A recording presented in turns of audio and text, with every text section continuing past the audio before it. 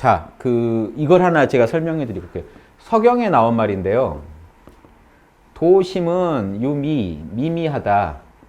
제가 이걸 인용을 못했네요. 인심은 요게 참나의 마음이고 이게 애고의 마음입니다. 요게 양심이죠.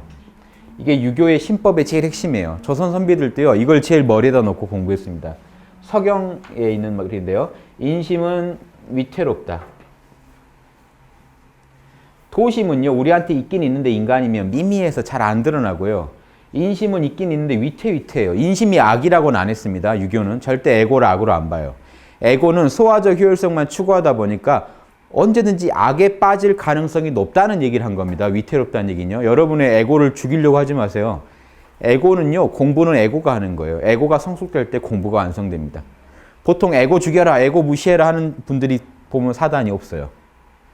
애고를 관리 안 닦았거든요. 애고가요, 이렇게 희노애락 느끼고 하는 걸 잘 보살피고 닦아주고 걸음마부터 해서 하나하나 닦아가는 게 수행인데, 인격을 안 닦으니까요. 인격을 닦은 적이 없는데 씨를 안 뿌렸는데 거둘 수도 없죠. 인격이 안 닦여. 나 참나 봤다, 나 견성했다, 이거밖에 없어요. 인격이 안 나와요. 근데 유교는요, 도심은 미미하고 인심은 위태로우니까 어떻게 해야 될까요? 자, 지금까지 지금 1시간 설명드린 걸로 한번 감 잡아보세요. 공부는 어떻게 해야 될까요? 위태로운 인심을 가지고 답이 나올까요? 계속 연구한다고? 요건 차가운 쇠공이라고 그랬죠. 요놈은요, 타오르는 불이고, 애고는요, 원래 이게 쇠공이에요. 차가워요. 그러니까 인심을 가지고 어떻게 해가지고 답이 안 나와요. 불안해 죽겠는데, 애고야 불안해하지 말자 하면 더 불안해져요. 자, 어떻게 할 거냐? 여기다 초점을 두는 겁니다. 유교에서 뭐라고 되냐면 정일 집중이라고 그랬어요.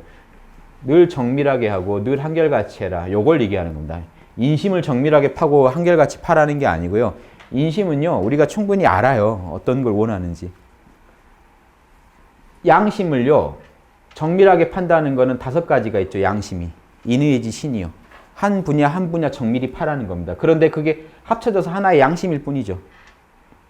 5이면서 하나라는 걸 아시라는 겁니다.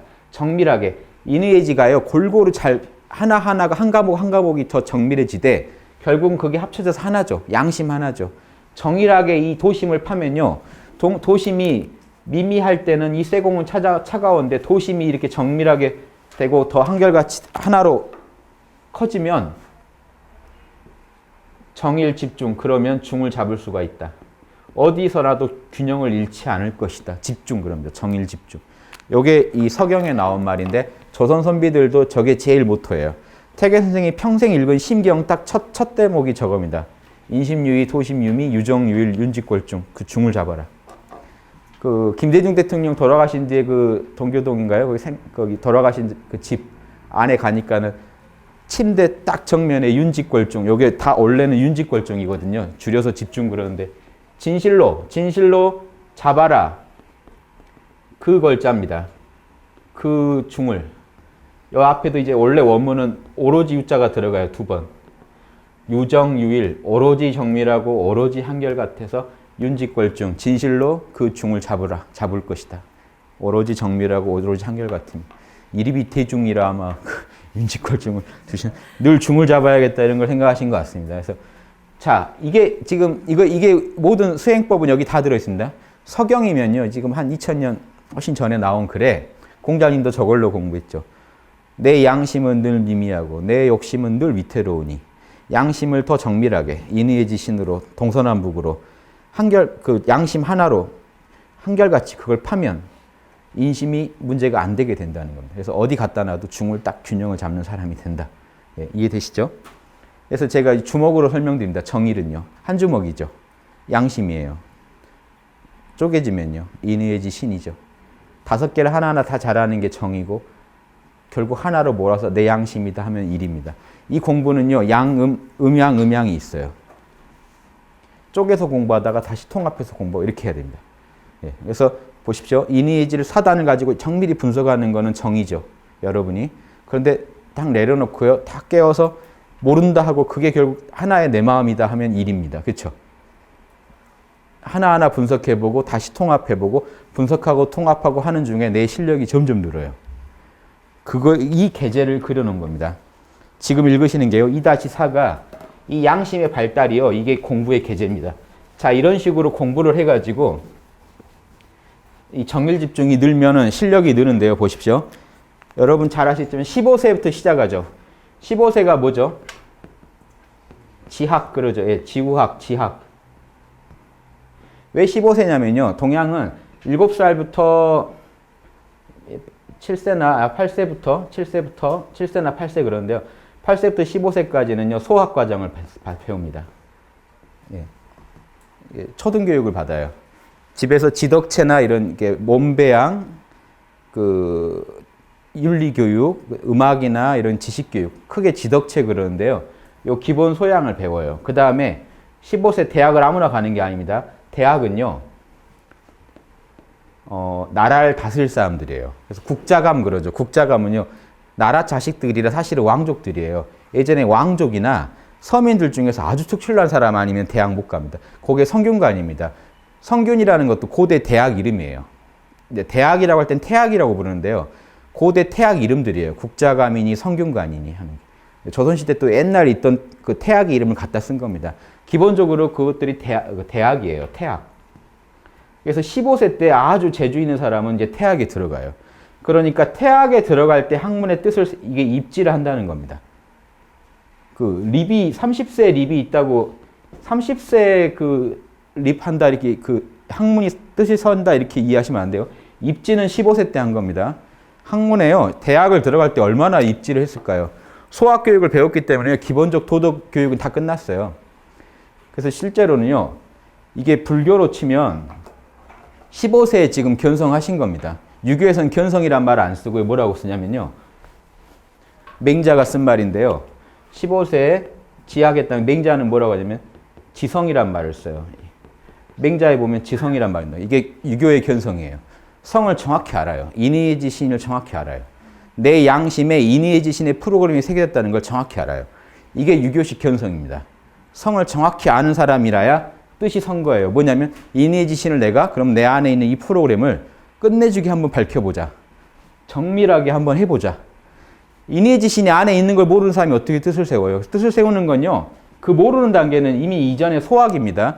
소학에서요. 청소하라면 청소하고 뭐 하라면 뭐 하고 절하라면 절하고 하다가 이게 차근차근 배워가다가 탁 그 원리를 알 때 이제 대학에 들어갑니다. 아, 내가 한번 끝내주게 한번은 인의지를 해보겠다. 그래서 이 립이라는 건요. 자, 15세, 30세, 그 다음 또 뭐 있죠? 40세는 불옥이죠. 그 다음 50세는요? 지천명. 예. 60세는요? 이순. 70 보이나? 너무 띄었네요. 70은 우리가 종심 그럽니다. 종심소욕 분류구예요. 자, 이렇게 얘기하는데 보십시오. 이 중에 요 1, 2, 3, 4까지는요. 논어에서 하학이라고 그럽니다. 여기 70까지는 해가지고 상달 그래요. 공자님이 한 말이에요. 논어에. 우리 공부는 하학이 상달. 아래에서 배워서 천명에 통한다. 예, 인간 관계에서 배워가지고요. 인간 관계에서 공부를 해가지고 천명에 통한다. 자, 어떻게, 왜 그렇게 되냐면 보십시오. 지우학에서 이 학문이 이게 4단 공부죠. 4단 공부예요. 유교에서는요, 다른 학문이라는 게 있을 수가 없습니다.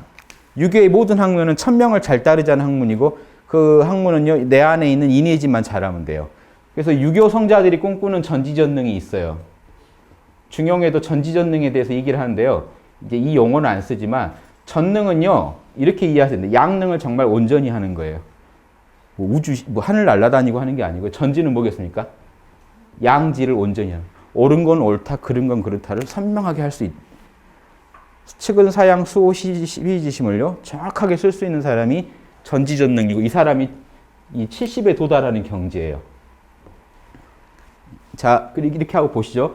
이 학문의 뜻을 세웠어요. 이런 식으로 하겠다. 30에는요, 뭐가 서겠습니까?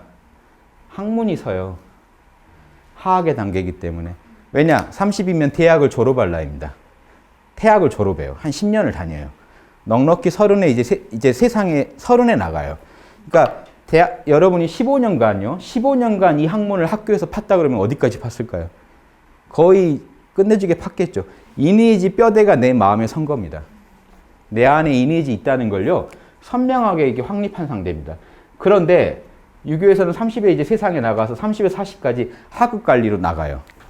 자, 실전 경험을 통하고 나면 어떻게 될까요? 부록. 매사예요. 이제 무슨 일이 생기든 이니지에 맞게 탁탁탁탁. 4단 노트를 한 20년 쓴 격이죠. 여기서부터 지금 20년 이상을 썼어요. 어떻게 됐을까요? 이제 그냥 이제는 뭐 말만 들어도 그건 어떻게 처리하고. 이해되십니까? 4단의 달인이 된 거예요. 지금 부록은. 근데 지금 이 아직까지는 하악의 단계라는 게 머리를 써야 분석이 되는 단계입니다. 50은 뭐가 다를까요? 지천명, 천명이 들려버린다는 건. 이제는요, 얼굴만 딱 봐도요, 저 사람 물건 사겠다, 안 사겠다? 예, 지금 뭐 어쩌겠다, 다 보이는 경지 있죠. 달인의 경지예요. 이제는 4단을 어기고 지나가면요, 뭔가 탁 알아요. 내가 뭘 놓쳤는데? 내가 뭘 빠뜨렸지? 이렇게. 그러니까 자동으로 지금 내면에서 4단이 활성화되어 버린 단계예요. 그러니까 4단까지는요, 이 40까지는 심폐소생술처럼요, 막 열심히 심장을 살리는 단계였다면 50부터는요, 살아나 버렸어요. 자동으로 뛰기 시작해요. 자동으로 4단 분석이 되기 시작한 단계입니다. 즉, 그래서 천명이 그냥 들려요. 이게 상달입니다. 천명이 들리기 시작했어요. 천명하고 이제 소통이 일어났어요. 자, 그 다음에 이 60은 그럼 뭘까요? 이 수는. 욕 먹어도 귀가 순하다, 이게 아니고요. 지금 여기는 학이 섰고, 학의 뜻을 세웠고, 학이 섰고, 학의 부록입니다. 의심이 없는 거예요. 여기는요, 천명을 지금 알았고, 그 다음 여기 뭘까요? 이 자가요, 귀 자만이 아닙니다. 따를 이 자예요. 야, 말 좀 잘 들어. 그럴 때 이게 이때 쓰는 말입니다. 귀로 듣는 거지만 듣고 순종한다는 뜻까지 같이 있어요. 귀 이자에는. 그래서 우리가 어떤 한문 맨 끝에다 이자를 써요. 뭐뭐 할 따름이다라고 풀어요. 그리고 풀 때는. 그렇게 따르겠습니다. 귀 이자는. 잘 들었습니다. 그렇게 하겠습니다. 수는 뭘까요? 이 수는. 천명을 알기만 했지 이때는 잘 안 한다는 거예요. 천명을요, 그대로 듣고 따르는 경지예요. 60은. 50은요, 천명이 들려요. 지금 이니에이지에 맞게 하려면 어떻게 해야지 하는데 내가 다 못 따라가요. 내 에고가 아직 덜 닦여서 내 소화적인 욕망이 커서 덜 해요. 그런데 천명이 들리긴 하는데 60은요, 이제 들리는 대로 하려고 노력하는 단계. 들리면 해요. 자, 70은 어떻게 될까요? 예측하실 수 있겠죠. 천명과 하나가 된 단계예요. 60은 여전히 둘이죠. 천명을 하라 그러고 내가 예를 써서 하고 있는 단계인데 60은요, 70은 마음대로 해도 천명에 어긋나지 않더라는 경지가 나올 수밖에 없죠. 그래서 정신소욕 분류구 할 때 그 법도구자는 천명을 말합니다. 천명을 어길 수가 없는 경지. 60은요, 열심히 노력해서 따르는 경지. 70은 어길 수가 없는 경지. 이렇게 해서 하악이 상달로 인간은요, 성인의 경지까지 갑니다. 이게 유교의 계제론이에요. 이거를 불교랑 맞추면 어떻게 될까요? 이 인생에, 이게 공자님이요, 본인 나이에 이게 됐다는 게 아니에요. 옛날 선비들도 항상 지적했지만, 나이에 빗대서 설명해 준 거예요. 인생 7단이잖아요. 인생 6단이고, 인생 5단이고. 인생 단수에 비교해서, 나이라는 보편적 단에 비교해서, 이 도덕의 단도 그렇다는 걸 설명해 줍니다. 70 이상은 왜 설명이 없냐? 70 이상은 이제 자유로워진 경지예요. 그 뒤로도 있어요. 인간이 완성이라는 건 없거든요. 바둑 구단들끼리 있으면 실력 같을까요? 틀려요. 그리고 오늘 열심히 한 사람하고 논 사람하고 또 틀려요. 구단들끼리도. 그러니까 무한한 성장이 있다고 가정하고 70 이상은요, 70 정도는 돼야 사람이다라는 겁니다. 천명이 자유롭게 나오는 사람. 그러니까 왜 그 민주주의가 안 되는지 아시겠죠? 상식이 통하는 사회를 원한다. 이게 엄청 어려운 얘기라는 거 아시겠습니까?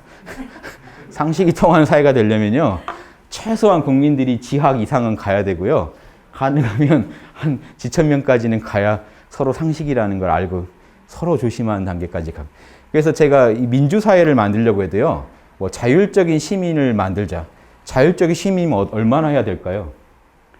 이분들도 실수를 많이 할 텐데요, 실제로는. 어려운 얘기입니다, 그게. 자, 불교로 한번 볼게요. 이걸 그대로 단이라고 보시면 돼요. 일지보살이요, 불교에서 환희지예요. 본성을 알고 견성하고 나서 너무 좋아하는 일지보살이 환희지입니다. 환희의 경지요. 견성한 경지예요, 일지보살이. 그래서 자, 이것도 재밌습니다. 유교는 4단을 결국 알아가는 공부라면 불교에서 일지에서 저 불지까지 가는 체계는요, 육바라밀을 알아가는 체계입니다. 근데 제가 한번 그때 설명드린 있죠. 사단과 육바라밀은 사실은 같은 거라고요. 기억하십니까? 자, 보세요.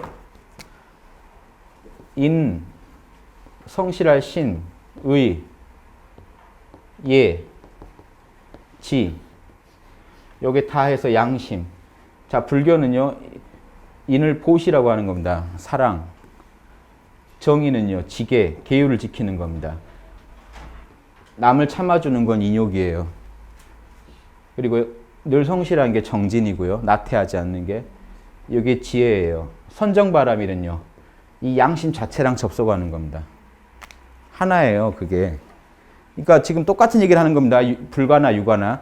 그냥 참나, 순수 참나 자체를 모른다 해서 찾는 거는요. 일지나 지금 여기 지학밖에 안 돼요. 뜻이 선정도밖에 안 돼요. 하나도 지금 나온 게 없어요. 그래서 이 정도의 멈춘 수행자들은 이상한 짓을 하는 겁니다. 참나만 알지 움직이면 이상해요. 습기대로 돌아가게 돼 있어요. 그 습기를 이제 교정을 시작합니다. 환희지는요. 보십시오. 환희. 참나를 알았다고 좋아만 하는 단계예요. 일지들만 해도 이상해요. 이지 가면 어떻게 될까요? 15세는 지금 나이가 대학 갈 나이라 지금 15로 했는데 1, 2지가 여기 다 걸리겠죠. 그럼 이지는 어떻게 될까요? 이지는 이구지라고요. 떠날 이자죠. 분리될 이자, 떼구자. 떼에서 조금 떠난 자리입니다. 생활이요. 육바라밀로 조금 행동이 교정된 자리예요. 그러니까 이지 가야 지금 불교에서 때가 좀 벗어난다는 거 아시겠습니까? 일지도 정신 못 차린다는. 일지도요. 내 안에 육바라밀이 있었구나. 막 이런 걸로 환희하는 경지. 밥 안 먹어도 배부르고 막 이러다가 이제 실제 삶이 변하는 건 이지 가야 변해요. 이제 생활 속에 땅을 딛고 뭔가 변화가 일어납니다. 그러면 삼지, 사단에 대해서 아주 뼈대가 서는 이 자리 가면요. 불교에서는 발광지라 그래요. 빛이 광명하게 발동하는 자리입니다. 영적인 빛이 터진다는 겁니다. 육바라밀이 선명하게 이해가 되기 시작해요. 이때 되면. 사지 가면요. 사지보살은요. 염해지라고 해서요. 불꽃염자, 지혜가 점점 타오르는 자리입니다. 육에서는 불옥이죠. 의심이 없어지는 단계. 육바라밀 적용하는데 여기서도 이제 의심이 없어져요. 지혜가 불꽃처럼 불꽃염자입니다. 타오를 염자. 오지보살은요. 난승지. 어려울 난자, 이길 승자. 이 사람은요. 이길 수가 없어요. 즉 이제 유교에서 지천명 단계입니다. 이제 도랑 하나가 되기 시작해서요. 이 사람은 여기까지도 얻을 수 없다는 겁니다. 사실은. 오지보살만 해도요. 불교에서 힘들다는 겁니다. 난승지는요. 거긴 쉽게 도달할 수 있는. 왜냐? 이런 걸 다 거쳐서 일어나니까요. 그 다음에 육지보살은 뭘까요? 현전지. 불법이요. 눈앞에 항상 현전에 있는 사람이에요. 근데 퍼펙트하게 하나가 되진 않았어요. 늘 보이고 늘 들리고 늘 알아진다는 거예요. 그래서 칠지보살 가야 불교에서도 그럼 이 70에 해당된 칠지보살이 뭘까요? 원행지라 그래요. 이제 진짜 멀리 가버린 사람. 왜냐하면 칠지보살의 불교에서 칠지보살 이상이 불교에서 성이라고 합니다. 불교에서도. 칠지보살이 가야 아집이 죽어요. 그러니까 아집이 떨어져요. 칠지보살들은요. 중생과 나를 둘로 여기지 않아요. 유교도 70대야 종심소욕 분류구가 되죠. 오지보살도요. 육지보살도 업에서 자유롭지 못해요. 아집에서. 아집에서 자유가 오면 칠지보살입니다.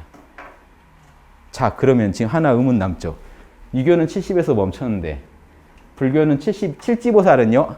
아집만 버린 자리예요. 그래서 석가모니 초기 불경 보면요. 석가모니가 묘사하는 궁극의 니르바나는 이제 칠지보살 자리예요. 수타니파타나 이런 거 보십시오. 니르바나에 도달하면 거기는 자비가 꽉 차서 나와 남을 둘러보지 않는다. 이렇게 얘기해요. 우주를 다 꿰뚫어 본다 이런 얘기 안 합니다. 석가모니는. 언제 이런 얘기 하면 대승불교에서 나와요.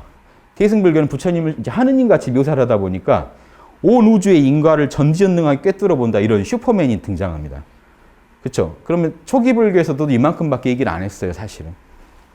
그러니까 부처님 체자 아라한들이 얻는 경지는 이 정도고요.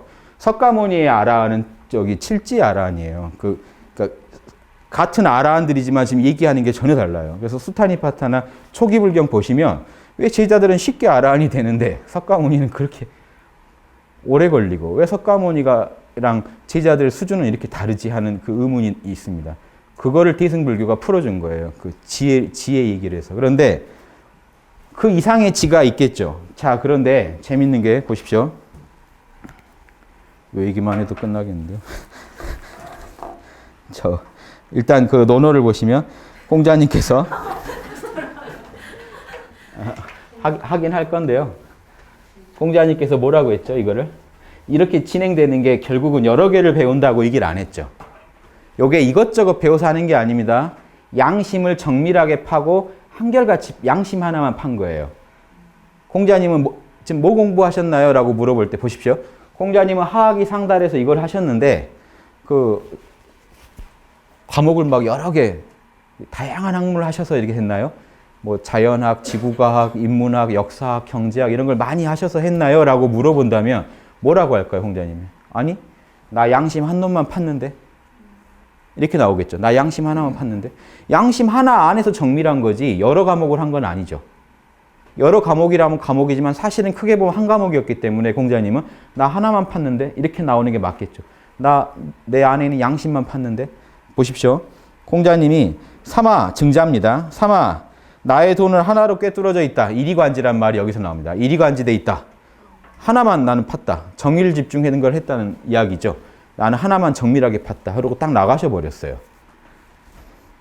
그러니까 증자가 그런데 나가시니까 문인들이 야 너는 아니까 대답했겠지. 뭐라고 하신 거냐라고 물어본 겁니다. 그러니까 증자가 공자의 돈은 충서일 뿐이다. 자, 여기서 충서하면요 2개가 돼버립니다. 충과 서는 지금요 2개가 돼버리죠. 나는 하나만 팠어 했는데 보십시오. 충, 서. 충은 이제 충성하는 거고 서는 같을 여자의 마음심이라 남하고 나를 같이 여기는 마음입니다. 즉 내가 당해서 싫은 일을 남한테 안 하는 게 서예요. 예수님 같으면 황금률이죠. 예수님은요 황금률 하나를 파신 거예요. 이웃을 네 몸처럼 사랑해라. 여기 예수님의 제일 모토입니다. 공자님은요 너가 당해서 싫은 일 남한테 하지 마라. 이 서를 제일 강조했어요. 즉 충서라고 읽으시면 안 되고요. 충은요 이게 마음에 화살이 꽂힌 겁니다. 하나에. 마음이 하나에 꽂힌 걸 충이라 그래요. 2개 꽂히면요. 근심 한자가 돼요. 마음이 하나에 꽂힌 게 충입니다. 공자님은 오로지 서에만 꽂히셨다는 얘기를 합니다. 요거를 충과 서로 나눠보지 마시고요. 나는 한 놈만 팠어 하고 딱 나가셨습니다. 제자가 뭐냐? 뭘 파셨냐? 충서, 서만 파셨어. 오로지 서만 파셨어. 서는 뭘까요? 측은지심, 사양지심, 수호지심, 시비지심을 다 펼치는 걸 한마디로 서 그럽니다. 내가 당해서 싫은 일을 남한테 안 했다는 겁니다. 이게 모든 우주 공통의 그 법이에요. 양심에 새겨져 있는 법입니다. 우리 실정법도요. 인간이 만든 모든 실정법은요. 저기에 기초해서 만들어집니다. 저게 자연법이에요. 내가 당해서 싫은 일을 남한테 하지 마라라는 이 법이 없다면 살인을 처벌할 근거가 없습니다. 도둑질을 처벌할 근거가 없어요. 이해되십니까? 모든 실정법은 자연법에 기초한 이 자연법만은 아프리카를 가도 통하고 아마존을 가도 통하고 은하계 저편에 외계인을 설사 만나더라도 외계인하고도 통합니다. 실정법은 틀려도 저 법은 통할 겁니다. 가서 눈치 없이 굴면 레이저 총 맞겠죠. 은하계 저편 가서도. 내가 당해서 싫은 일을 안 한다면요. 절대 싫은 소리를 못 들을 겁니다. 이거는 우주에 존재하는 법이에요. 그러니까 지구상의 성인들은 어떤 분이냐면요. 우주의 그 먼지 같은 한 점 같은 별에 진짜 개미보다 작게 그 꾸물거리는 인간들 중에 우주 법을 이해하고 사는 존재들이 있었다는 겁니다. 이게 성인의 위대성이에요. 우주가 어떤 법칙으로 굴러간지를 알고 딱 수준 있게 산 거예요. 내 욕심 덜 챙기고 우주가 싫어하는 건 안 하고 우주가 좋아하는 건 하나 하고 이게 동서양에 존재했던 성인들은요. 그거 하나예요. 4대 성인들은요. 다 그거 하나 한 사람들이에요. 용어가 다르고 말이 달라서 그렇지 우주가 원하는 대로 사신 분이에요. 그 아주 신기한 얘기 아닙니까? 그 우리가 저기 땅에 가서요 개미들을 보는데 개미들이 막 먹을 거에 집착해서 가는데 개미 하나가 딱 이렇게 명상을 하고 있다가 인간을 딱 보면서 지금 너도 그렇게 살고 나도 그렇게 산다 하고 만약에 날 쳐다본다면 정말 기특하겠죠. 그 개미 하나가. 인간 중에 그런 기특한 인간들이 성인입니다. 어디 예수님이 성인이냐 뭐 또 이런 얘기 하시는 분도 계시겠지만 우리 입장에서 이 보편적으로 보면 4대 성인분들은요 그거 하신 분들이에요. 그렇죠? 뭐가 성인된지를 모르면요 성인이 못 됩니다. 저는 이 공부할 때 항상 물어봤어요. 공자님은 아는데 나는 모르는 게 뭔지. 그걸 알아야 성인이 되죠. 예수님은 정확히 아는데 나는 모르는 게 뭔지. 예수님, 공자님, 소크라테스 이런 분들은 부처님은 뭘 알아서 성인이라고 불리는지. 이거 모르시면요, 여러분은 절대 성인이 못 되십니다. 그 어느 분야의 달인이 도대체 뭘 해서 공부해서 그 달인이 갔는지를 모르는데 어떻게 달인이 돼요? 예, 이해되시죠? 이거 하신 겁니다. 자, 그 다음에 논어에서요, 자공이 이런 말을 해요. 그 서가 중요하다는 걸 이렇게 또 한 번 강조합니다. 한마디 말로서 정신토록 행해야 될 게 뭐냐? 자공이요. 저한테 한마디만 해주세요. 제가 죽을 때까지 그걸 지키겠습니다. 그러니까 공자님이 뭐라고 하시겠습니까? 서죠. 서다. 내가 하고 싶지 않은 건 남한테 시키지 마라. 예, 이게 서다. 이렇게 얘기했습니다. 공자님도 이것만 하셨겠죠. 자, 그러니까 논어 일연공에 또 나옵니다. 공자가 자공한테요. 자공은요, 여러 가지 공부에 밝은 분이에요. 당시 요즘 같으면 주식 투자도 잘하고 정말 돈을 재벌이에요. 돈을 진짜 많이 잘 번 분이에요.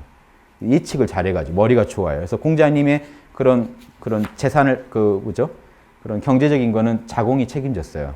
그리고 공자님 돌아가신 뒤에 3년상을 2번 했다 그러던가 이제 아무튼 정말 충직한 제자예요. 그럼 그분이 근데 너무 잡학하게 공부를 하니까 공자님이 그 분을 깨우쳐 주려고 이렇게 물어봅니다. 자공아, 너는 내가 많이 배워서 아는 사람 같냐? 예. 당연하죠. 아닙니까? 아니다. 나는 오직 하나만 팠다. 이리간지했다. 여기서 또 나옵니다. 이리간지가. 나는 하나만 판 사람이다. 여러 개 판 게 아니다. 이해되십니까? 서양에서 소크라테스가요. 그 소크라테스 이야기 보면요. 하나만 파요. 소크라테스도. 선이라는 단어에만 죽자고 그것만 팝니다. 선하다는 건 무엇인가? 그래서 이 하나를 파느라고 정밀하게 팝니다. 화살 쏘는데도 가서도 봐요. 활에서 선하다는 건 뭔가? 컵도 봐요. 컵이 선하다는 건 뭔가? 여기저기 기웃거리면서 선하다는 게 뭔지를 공부해 갑니다. 자, 이러면 이 사람은 여러 개 공부한 사람 같지만 사실 하나만 팠죠. 선이란 뭔가만 팠어요. 그래서 결론은 인간으로 돌아와서 인간 중에 선하다는 건 뭔가를 팝니다. 결국 소크라테스도 같은 결론에 도달해요. 본성, 자연이 준 본성 그대로 살았을 때 선하더라. 컵도 컵에 원래 부여된 본성 그대로 했을 때 제일 선하더라. 다 개도, 동물도, 결국 인간도 자연이 인간한테 하라고 하는 그 본성, 준 본성 그대로 살았을 때 선하더라. 더 잘하려고 하면 오바고요. 모자라면 부족한 겁니다. 둘 다 악이에요. 이 얘기를 지금 그 당시 그리스에서 아테네에서 이 얘기를 하니까 지금 2000년이 넘었는데 4대 성인의 성인 소리를 듣습니다. 그래서 성인된 겁니다. 소크라테스가 신통력 부렸다는 얘기 하나도 없고요. 명상은 잘하셨대요. 아고라 광장에서 한번 서면 밤 샜대요. 한번 딱 집중해 들어가는 어떤 철학적 문제를 가지고 명상과 사색을 하느라고 예. 그 정도의 집중력과 그런 그 탐구력으로 이런 원리들을 하나씩 판 겁니다.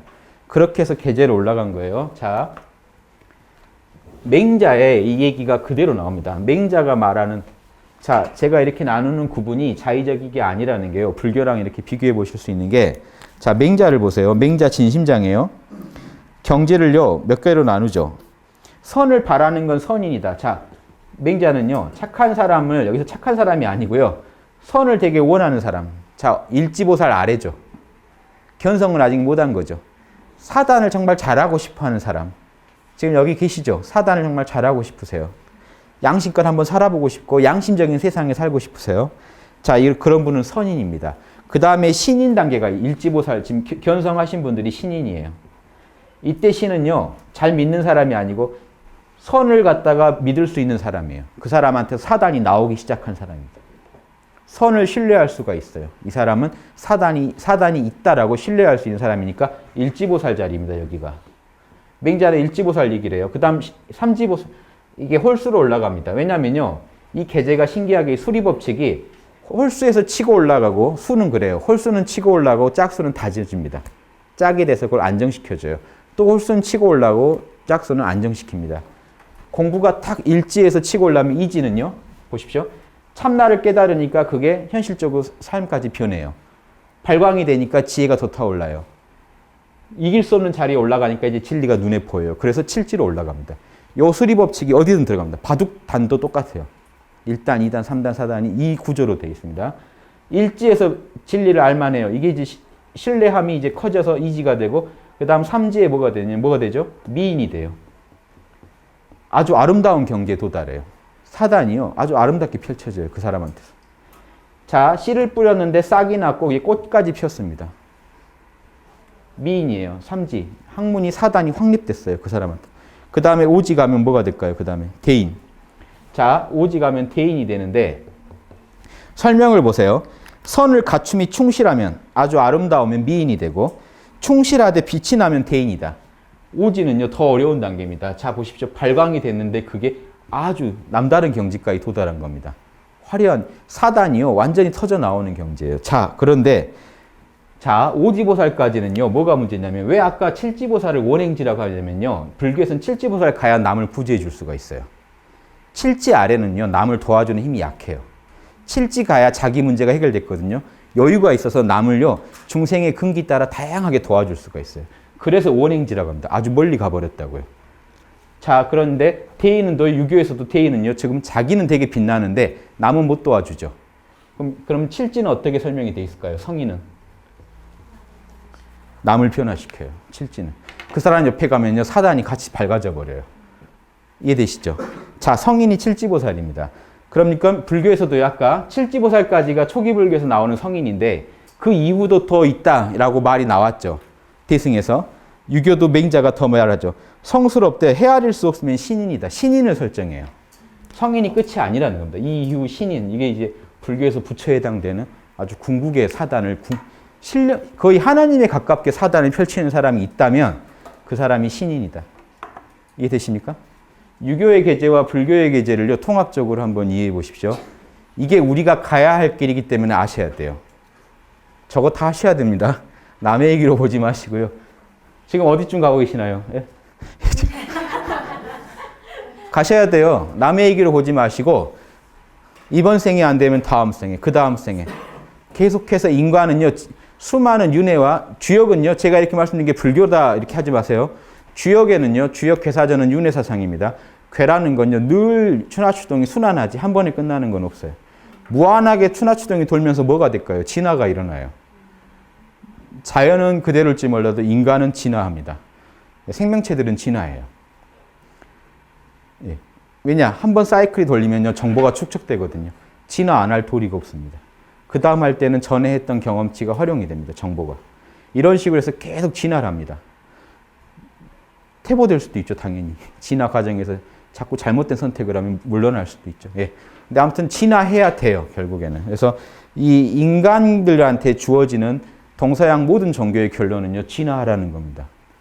지금 당신 안에는 되게 하늘이 준 우주적인 어떤 능력이 있는데 안 쓰고 있다는 겁니다. 그걸 밝혀내서 진화하시라는 겁니다.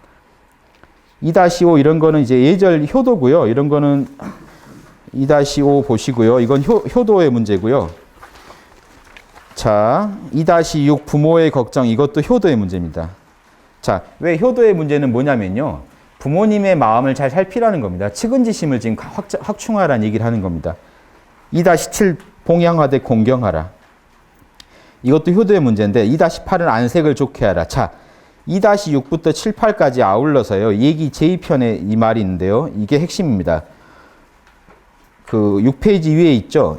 어리석은 바보와 같은 아내 위에요. 얘기에 뭐라고 돼 있냐면 봉양하는 것은 가능하나 그래도 부모님을 봉양하는 데까지는 한다. 측은지심이 있어서. 그런데 공경하는 것은 어렵다. 자, 봉양하는 거랑 공경하는 거랑 단계가 좀 다르다는 겁니다. 측은지심의 깊이가. 그 다음에 공경하는 것은 가능하나 편안하게 해드리는 것은 어렵다. 자, 내가 부모님의 마음이 돼서 봤을 때 뭐가 이제 자식이 효도를 했을 때 어려운 게 단계가 있는 게요.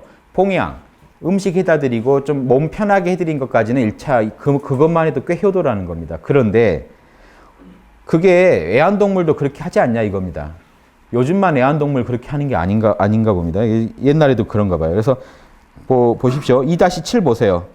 요즘 효자들은 봉양을 잘한다고 할 만해. 부모님한테 잘해. 먹을 거나 입을 거. 그런데 개와 말도 그렇게 하지 않냐? 이겁니다. 개 말도 막 정성껏 키우잖아요. 우리가 정성 들일 때는.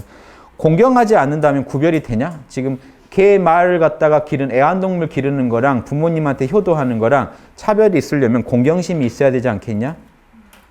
근데 모르죠. 막 개 말을 더 공경할지도 몰라요. 이게 가치관이 전도될 수가 있습니다. 이게요.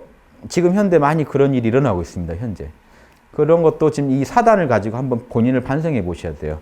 당장 내 마음이 죽겠다고 그래서 마음이 시야가 좁아져서 일어난 일이기 때문에 그걸 이제 선악을 따지기 전에 어떤 병증이라고 봅니다. 예. 내가 힘들어서 일어난 일이거든요. 근데 마음의 균형을 더 찾고 보면요. 이런 식의 어떤 자명한 어떤 순서가 보일 거라는 겁니다. 자, 그런데 공경했다고 끝이 아니라는 겁니다. 2-8 이 말만 보죠. 안색을 좋게 하는 것이 어렵다. 이 얘기는요. 공경하되 부모님 마음까지 편하게 해드린 게 어렵다는 겁니다. 공경한데 얼굴 아주 안 좋아가지고 공경을 하고 있으면 부모님이 또 다른 걱정이 생기겠죠. 그러니까 이 얘기 제2편에서 말하는 건 이겁니다. 공경을 하더라도 편안하게 드린 것이 어렵다. 지금 논어는 그 순서대로 편집이 돼 있어요. 공자님이 여기저기서 하신 말씀이 이 순서로 편집이 돼 있으니까 이렇게 보시라는 거고요. 2-9 어리석은 바보와 같은 아내는요. 아내가 제일 수제자고 공자님이랑 거의 맞먹는 경지에 가신 분입니다. 사단 개발이. 그래서 아성이라고 불려요. 거의 성인이라고요. 그래서 이분은요. 공자님이 이런 말을 해요. 이게 지금 공자님이 좀 아내를 비판하듯이 하면서 칭찬해 주는 거예요. 유일하게 칭찬만 받은 제자예요. 공자님한테. 내가 아내와 더불어 종일토록 얘기를 했다. 그런데 내 말을 조금도 어기지 않아. 공자님이요. 이렇게 해야 돼. 예 하고 끝나더라는 겁니다. 바보 같잖아요. 어리석은 바보 같았다. 이거 바보 아니야? 라고 해서 그런데 물러나서 개인적으로 지내는 걸 보니까 몰래 관찰을 해보니까 다 하더라는 거예요. 사단을 그대로. 측은지심 해야 돼. 수호지심 해야 돼. 예 하고 바보 아니야 했더니 가서 다 하고 있더라는 거예요. 충분히 내 뜻을 드러내고 있더라. 아내는 어리석지 않다. 그러면 이건 다른 제자들이 들으면 시샘날 내용이죠. 어쩌다 한번 또 아내를 뒷담화 까시나 했더니 결국엔 칭찬으로 이런 내용도 하나 있고요. 2-10번 아주 중요합니다. 우리부터 그렇게 보세요. 남만 이렇게 보실 게 아니고 보세요. 사람 감별법입니다. 공자님의. 그 하는 짓을 보고 먼저 그 하는 바를 보라는 겁니다. 자, 둘 중에 하나를 하겠죠. 아까 말씀드린 그 대화적으로 행동을 할 때가 있고 소화적으로 할 때가 있겠죠. 자, 간단하게 선을 할 때가 있고 악을 할 때가 있다고 봅시다. 하는 짓을 보고 그 동기를 보라는 겁니다. 선을 했는데 동기가 양심으로 했는지 악은 욕심으로 했는지. 그런데 지금 선을 했는데 선도 욕심으로 했을 수도 있잖아요. 악하게 보이는데 어떤 양심 겉으로는 악하게 보였지만 되게 안엔 양심을 했을 수도 있고. 그러니까 하는 짓을 본 다음에 그 다음에 내면을 보라는 겁니다. 자, 너무 복잡해지니까 이렇게 들어갈게요. 하는 짓을 하고 이제 선은 양심에서 나왔고 악은 욕심에서 나왔다면 여기까지 왜 저런 짓을 했지? 자기한테 유리해서 했나? 욕심으로 했나? 대화적으로 했나까지 한번 보시고요. 자, 첫 번째 행위를 보시고 두 번째 동기를 보시고 세 번째 그걸 즐기나 보시라면 그러니까 이거 몰입을 보시는 겁니다. 즉 보십시오.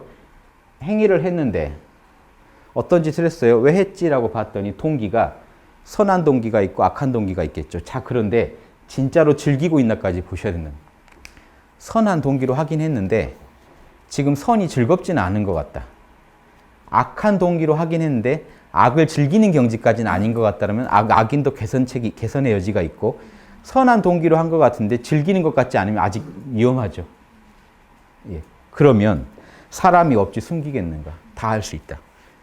사람의 행동을 보고요. 그 동기를 보고 동기가 지금 상당히 그 동기를 즐기고 있는지까지만 보면 그 사람이 사실 어떻게 움직이는지가 빤하게 들어온다는 겁니다.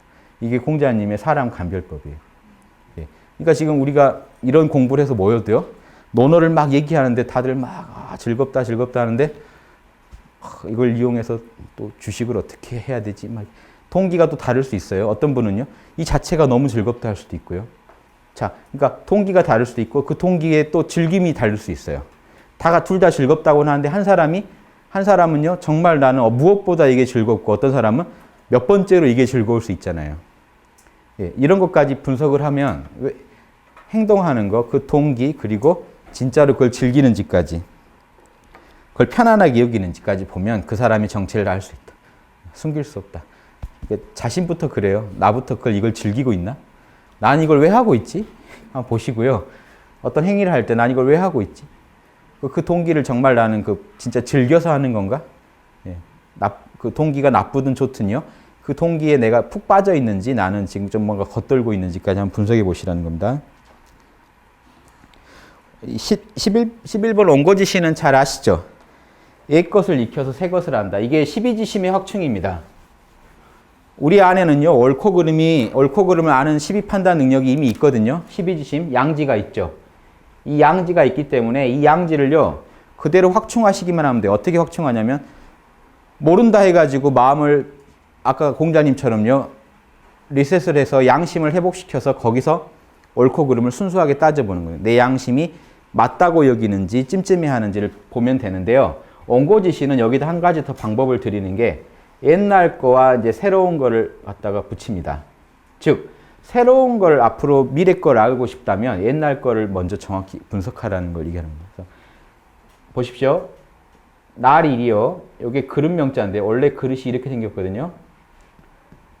물이죠. 물 숫자. 그릇에다 물을 떠났는데 거기 태양이 비쳤어요. 즉 따뜻할 온자입니다. 따뜻해진 상태예요. 즉 옛날 물건은요, 차가워져서 죽은 물건이죠. 옛날 정보는 죽은 물건이에요. 지금 이 논어도요, 여기 있는 정보들은 죽은 정보죠. 사실 옛날 거기 때문에. 근데 여러분 마음에서요, 이게 따뜻해진다는 건요, 여러분 마음에서 이게 작동을 다시 살아나면요, 온고입니다. 온고는 그렇게 이해하세요. 죽은 물건이 다시 생명력을 얻은 겁니다. 나로 인해서. 그래서 옛날 정보를 내가 따뜻하게 해가지고 내가 그걸 잘 소화를 하면 앞으로 올 것이 보인다는 겁니다. 알아진다는 겁니다. 미래 것이 알아진다. 옛날에서 지혜를 얻으면요, 그 공식대로 미래도 오게 돼 있기 때문에 미래도 알 수 있다.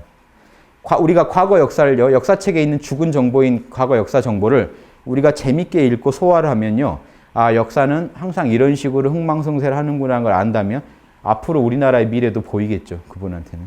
그래서 왜 그러냐면 지혜는요, 여러분 이 양지는 지혜는 언제 개발되냐면 제대로 개념과 체험이 만날 때 개발됩니다. 이 두 가지만 붙여주면 양지는요, 12지심은 맞다라고 확충되게 돼 있어요. 그러니까 이 옛날 거는요, 죽은 개념이었죠. 그런데 거기에 대해서 내가 지금 다시 체험을 부여해서 실감나게 만들면 그건 내 안에서 살아있는 정보가 돼서 미래까지 읽어내는 힘을 갖게 된다. 이 정도 할 수 있어야 남의 스승이 될 만하다. 남을 가르칠 수 있다. 예, 요게 12지심의 확충을 얘기하고요. 2-12 군자는 그릇이 아니다. 그릇은요, 이런 겁니다. 보십시오. 여기다 네모난 거 못 담죠. 만약에 네모난 그릇이 있으면요, 또 세모난 거 못 담아요. 그릇은요, 쪼개진 겁니다. 군자는 그릇이 아니라는 건요, 군자는요, 늘 모른다 해서요, 예, 어떤 양심 그 전체여야 돼요.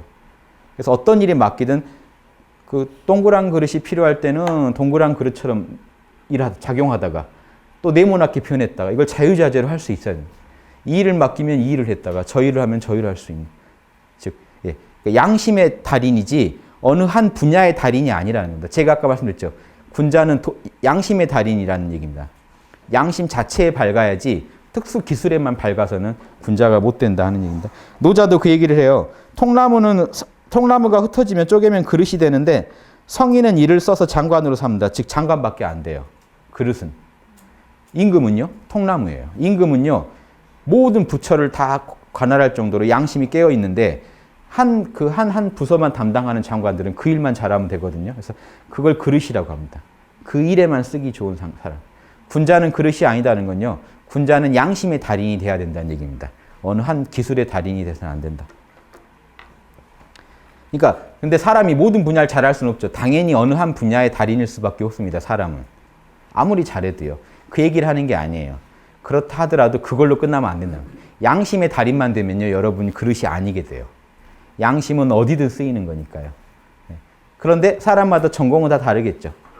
양심이 이제 이렇게 따지면 되겠죠. 양심이 제일 전공이고 부전공은 다를지라도 양심은 반드시 하십시오. 군자는 그런 학문을 하신 분이라는 겁니다. 자, 쭉 보시고요. 또 너무 넘기시죠. 시간이 없으니까 제가 재밌는 것만 좀 위주로 볼게요. 자, 보십시오. 2-16 보세요. 이런 학문들은요, 지금 서로 통하죠. 그러니까 지금 예전 조선 선비들이나 이런 분들이 좀 실수하신 게요.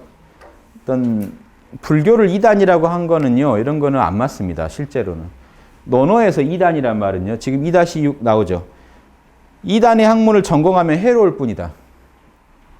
이걸요, 이렇게 푸신 분들이 있어요. 그 공자가 공격할 공자로 보인다고 해가지고요, 2단을 공격하면 해로울 뿐이다.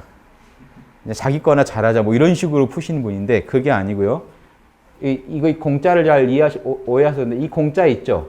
이게 공격할 공짜가 된 이유가요. 원래는 공격할 공짜가 아닙니다. 이게 여기 각골물 보면 이런 거 있죠? 돌로 치는 악기, 편경 같은 거 있죠? 돌을 매달아 놓고요. 이렇게 치면 소리 나는 거예요. 지금 이걸 치고 있는 모습입니다. 땡. 그러니까 전공하다예요. 음악을 잘 다스린다. 원래는 다스린다 뜻이에요. 그래서 2단을 갖다가 전공한다, 다스린다 이런 거예요. 2단을 열심히 파는 걸 말해요. 이게 치는 거다 보니까 치다는 뜻이 커져서 나중에 공격하다는 게 된 겁니다. 나중에. 자, 2단을 갖다가 이제 전공을 하는데 보십시오. 2단이 뭔지 설명드릴게요. 자, 이게 식물이 뿌리가 있는데 이렇게 싹이 나겠죠. 요게 지금 단자입니다.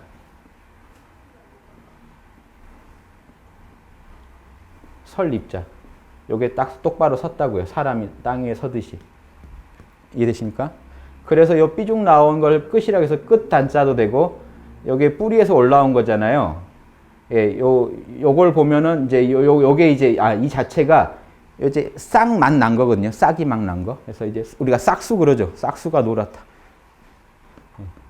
어떤 싹이나 단서를 의미하게 됩니다. 삐죽삐죽 나온 거예요. 땅에서 삐죽삐죽 나온 거예요. 2단은 뭘까요? 2단은 끝이 다르다고 볼 수도 있고요. 단서가 다르다고 볼 수 있는데 단서가 다르기 때문에 끝이 다르기 때문에 단서에 일단 포인트를 두고 보셔야 합니다. 싹이 다른 거예요. 학문이, 목적이 틀려서 그래요. 무슨 학문일까요? 소화적 효율성만 추구하는 학문이 2단이에요. 그렇죠? 군자한테 2단은요. 소화적인 효율성만 추구하는 학문이에요. 내 욕심 채우려고 공부하는 그 학문이 2단이에요. 2단을 전공하면 해로울 뿐이라는 게 결국 남한테 해가 될 거라는 겁니다. 자기한테도 결국 해가 돼요. 그러면 군자가 추구할 학문은 뭔가요? 나도 좋고 남도 좋은 대화적 효율성을, 양심을 밝히는 학문이요. 양심을 밝히지 않는 학문을 2단이라고 하는 겁니다. 그러니까 불교는 2단인가요? 공자님 때는 불교도 없었어요. 공자님 여기서 말한 2단은요. 그런 게 아니라 개인의 사리 사욕만 추구하는 학문을 말해요. 지금 종교 중에 2단이다 서로 자기랑 다르면 2단이라고 합니다. 그런 의미가 아닙니다. 지금 종교 중에서도요. 만약에 교주의 사리 사욕에 도움이 되는 종교가 있다면 그건 2단이죠. 근데 그 종교를 믿는 사람들의 양심이 개발되는 종교라면 그거는 2단이라고 할 수가 없겠죠.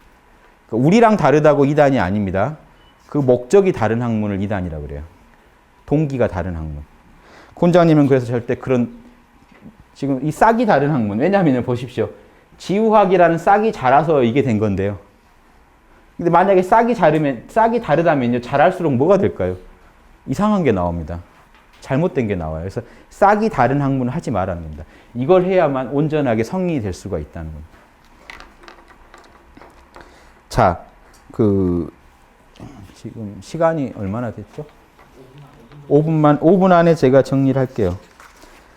자, 진정한 지혜라는 거 한번 보십시오. 2-17. 이게 많이 했던 건데요. 12지심 확충한다는 건 이런 거라는 걸 정확하게 설명해 줍니다. 공자님 보십시오. 자로야, 너에게 안다는 걸 가르쳐 주마. 아는 건 안다고 하고 모르는 건 모른다고 해라. 이것이 아는 것이다. 아는 거의 첫 번째는요. 내가 모르는 걸 정확히 아는구나. 내가 뭘 모르는지까지. 이건 내가 모르는구나. 보십시오. 우리 안에 있는 12지심은요. 정확히 얘기해요. 이건 너가 안다. 이건 모른다. 정확히 얘기합니다. 여러분 책을 하나 자료를 이걸 보세요. 요거는 맞아. 요거는 모르겠네. 그냥 이미 내 내면에서는 양심이 얘기하거든요. 근데 모르는 걸요. 남한테 들키기 싫어서 안다고 한다든가 이렇게 대충 둘러대면서 아니면 자기가 더 파기 귀찮으니까요.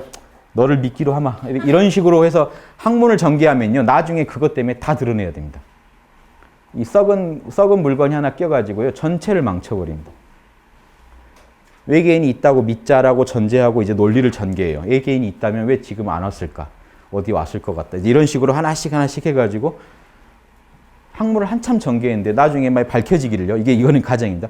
외계인이 없다고 밝혀지면 그 학문은 다 날아가겠죠. 그러니까 막연한 믿음으로 전개한 학문은요. 밑둥이 그냥 날아가면 전제가 날아가면요. 한목에 싹 날아갑니다. 종교들이 되게 그래서 심각해요. 모든 종교들이요. 우리 교주가 하나님이다라고 해서 시작합니다. 근데 나중에 보니까 이 사람이 하나님이 아닌 것 같아요. 그러면요. 이 전체 이걸 아마 책을 갖다가 100만 권을 써놨더라도 그 100만 권은 다 날아가는 겁니다. 우리 옛날에 많이 겪었었잖아요. 지구가 안 움직인다고 보고 학문을 전개했던 것들이 지구가 움직이더라 하면 날아가죠. 유물 하나만 나와도 날아갑니다. 역사가 확확 바뀌어요. 유물 하나만 발견돼도. 예, 구석기 시대가 우리나라에 없었다는데 유물 발견돼 버렸어요. 그 책 쓰신 분들은요, 안타깝지만 눈물을 머금고 자기 책 버려야 돼요. 다시 써야 돼요. 그래서 그렇게 뒤집어지는 학문들 하시는 분들은 늘 겸손하십니다. 언제 뒤집어질지 모르기 때문에. 12지심이 풀 가동되어 있어야 됩니다. 옳고 그름을 분명하게 안 하시면요. 자, 제가 말씀드리지만 공자님의 이 말씀만 따르면 여러분 대지혜를 얻으실 수 있어요. 여러분이 아시는 것 중에요. 지식을 책을 봐서 많이 채우려고 하지 마시고요. 지금 이미 여러분이 아시는 것 중에 먼저 하셔야 될 일이 요거 골라내는 일이 먼저예요. 수상적인 정보를 빨리 골라내세요. 그리고 남은 정보들끼리만 엮어서 다시 추론을 해보세요. 그때 자명한 결론이 나옵니다. 소크라테스는 사람이다. 뭐 사람은 어쩐다. 사람은 병에 걸린다. 사람은 사회적 동물이다. 하는데 여기에 사람은 안 죽을 수도 있다. 하나가 딱 들어가 있으면요. 소크라테스는 안 죽을 수도 있다. 막 이제 이렇게 해가지고 전체가 다 틀어져 버립니다. 하나가 끼면 다 틀어져요. 요거 골라내는 게 지금 공자님이 첫 번째라고 얘기하는 거예요. 자로야 많은 걸 알려고 하지 말고 아는 거 모르는 것부터 일단 갈라라. 그러면 지혜는 늘게 돼 있어요. 왜냐? 이제 이거 빨간 거 빼놓고 나머지 살아남은 애들끼리 뭉치면요. 계속 새끼를 쳐서 올바른 얘기만 해요. 잘못된 전제가 하나가 빠져버렸기 때문에 올바른 결론이 계속 나오면서 내가 몰랐던 것까지 알아냅니다. 이게 막 엮여져 가면서요. 그게 이제 12지심 확충법이고요. 2-18은요. 녹봉부하는 법, 요즘 같으면 월급이죠. 연봉을 높이는 법을 물었더니 공자님이 뭐라고 하냐면요. 12지심을 얘기합니다. 이게 참 재밌죠. 연봉을 올리려면 어떻게 해야 될까라고 물어봤더니 많이 듣되 의문나는 게 있으면 제외하고 신중히 말해라. 조금이라도 찜찜한 거 있으면 12지심이 뭐라고 하는 건 말하지 마라 남한테. 이해되시죠? 또 나옵니다. 많이 보되, 책을 많이 보고 자료를 많이 보되 조금이라도 위태한 것은 빼놓고 행동으로 옮겨라. 그러면 후회할 일이 적을 것이다. 우리 사단 노트에서 물어보는 거 그대로죠. 찜찜한 건 하지 마시라. 그러면 녹봉이 그 가운데 있을 것이다. 연봉을 알아서 따라올 것이다. 돈을 추구하지 마라. 너부터 이상한 짓 하지 말고 제발 이상한 소리 하고 다니지 말고 이상한 짓 하지 말라는. 사단에 양심이 합당한 것만 하면 절대 욕먹을 일 없다는. 누가 비방을 하고 싶어도 비방을 건덕지가 있어야 하죠. 그래서 백성을 복종시키는 것도 유명하죠. 어떻게 해야 백성이 복종할까요? 고든 것을 들여다 굽은 거 위에다 놓으면 백성이 복종합니다. 군자를 소인 위에다 놓으면 복종한다는 겁니다. 반대로요. 소인을 군자 위에다 놓으면 굽은 것을 들여다 고든 것 위에 놓아버리면 백성들이 복종하지 않을 거다. 왜? 백성들의 수호지심이 화내니까요. 열받아서 복종을 못해요. 제가 2-20만 할게요. 2-20이 좋네요. 개강자가 물었어요. 백성들로 하여금 윗사람을 공경하고 윗사람에게 충성하도록 권하고자 하는데 어떻게 할까요? 자, 보십시오. 개강자라는 사람이 자기가 원한 거죠. 밑에 사람들이 나한테 좀 충성했으면 좋겠고 밑에 사람이 나한테 좀 공경을 표해줬으면 좋겠다는 얘기를 한 겁니다. 공자님이 뭐라고 하셨을까요? 자, 이제 사단 확충의 근거에서 여러분도 대답하실 수 있을 겁니다. 네가 좀 잘해야 될 거 아니야 이거죠. 너가 예의 바르게 사양지심 맞게 굴면 백성이 공경할 거다. 너가 백성들한테 사랑을 먼저 측은지심이나 이런 걸 보이면 백성들이 당연히 공경할 거다. 충성할 거다. 얘기하겠죠. 보십시오. 백성을 대할 때 장엄하게 하면 사양지심을 보여주는 겁니다. 확충하면 백성들이 공경할 거요. 부모님께 효도하고 너부터입니다. 개강자 너가 부모님한테 효도하고 아랫사람한테 자유로우면 측은지심을 잘 표현하면 백성들이 충성할 거다. 하지 말라고 해도 그 리더를 지금 지적한 겁니다. 그 다음에요. 하나를 더 물었죠. 백성들로 하여금 공경하게 하고 충성하도록 권하고자 합니다라고 해서 어떻게 권할까요까지 물었거든요. 이제 권하는 법까지 가르쳐 줍니다. 공자님이. 어떻게 권하냐면 그렇게 공경과 충성 잘하는 사람을 등용해서 잘 써주고 잘 못하는 사람들은 가르쳐 주면 잘하는 사람은 나라에서 등용에다 쓰고 잘 못하는 사람은 교육을 자꾸 시키면 그것이 권고하는 거다. 너부터 잘하고 너가 그 인재들을 잘 알아봐주고 상과 벌을 확실히 주면, 그러니까 상과 벌은 아니죠. 들여다 쓰고 인재 등용을 해주고 인재 교육을 시키면 우리 같으면 사단 노트로 공부를 시키고 사단을 잘 하시는 분들을 우선적으로 나라에서 들여다 쓰면 그게 권고해 주는 거다. 백성들한테 하고 싶게 만드는 거다. 그리고 당신부터 잘해가지고 백성들한테 그걸 끌어낼 수 있어야 된다. 요게 이제 요즘 정치인들한테도 아마 공자님이 하고 싶은 말이지 않을까 싶습니다. 그래서 여기까지 할게요. 예. 아유, 이 2시간 되게 빡빡하게 했습니다. 좀 많은 내용을 제가 좀 욕심이 많아가지고요. 하려고 했는데요. 예, 경청해 주셔서 감사합니다. 예, 수고하셨습니다.